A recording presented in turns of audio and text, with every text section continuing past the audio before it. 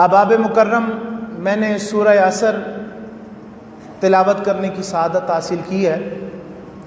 علماء کی رائے ہے اس کے بارے میں، فرماتے ہیں کہ اگر اللہ تعالیٰ صرف یہ سورہ مبارک نازل فرما دیتا اور باقی پورا قرآن نازل نہ فرماتا تب بھی تمام انسانیت کے لیے سورت ہدایت کے لیے کافی تھی۔ اس کے بہت سے پہلو ہیں۔ برکت کے لیے ابتدائی 2 آیات کا ترجمہ کر کے اور تیسری آیت میں سے صرف ایک نقطہ عرض کرنا ہے۔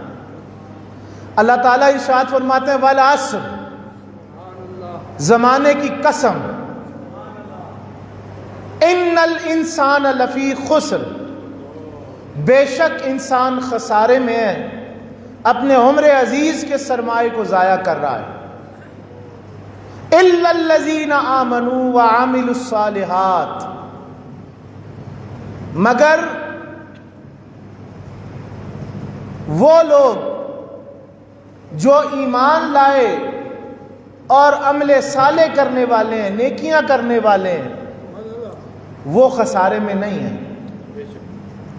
الا الذین آمنوا، ایمان والوں سے ہٹ کر باقی جتنے بھی لوگ زندگی بسر کر رہے ہیں وہ خسارے میں عمر عزیز کے سرمایے کو ضائع کر رہے ہیں، لیکن جو مومن ہے، عامل الصالحات اور نیکیاں کرتا ہے، وہ خسارے میں نہیں ہے۔